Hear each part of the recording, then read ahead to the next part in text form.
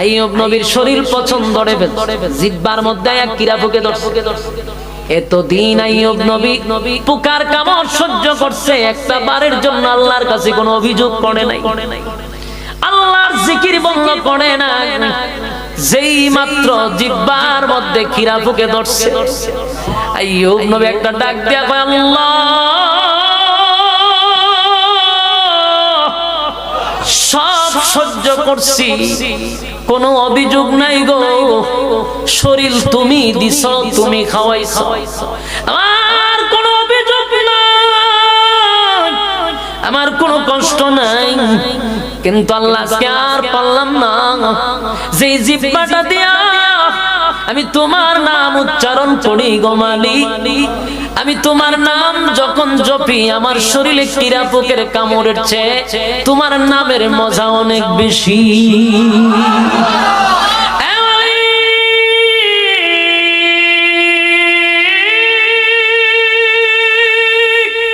জিহ্বার মধ্যে কীড়ায় ধরছে গো, বরদাস্ত করতে পারি না, বরদাস্ত করতে পারি না।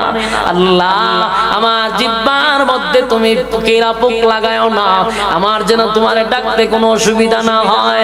আল্লাহ বলেন, ফেরেশতারা রে,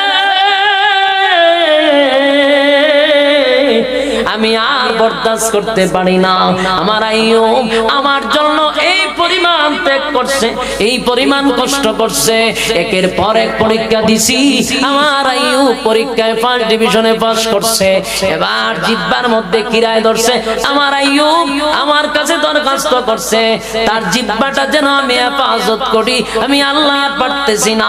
তাড়াতাড়ি তাকায়া দেখ, আমার পয়গম্বর রে বলো সামনে একটা জায়গা আছে। আইয়ুব নবী সেখানে তাকায়া দেখে, এই আইয়ুব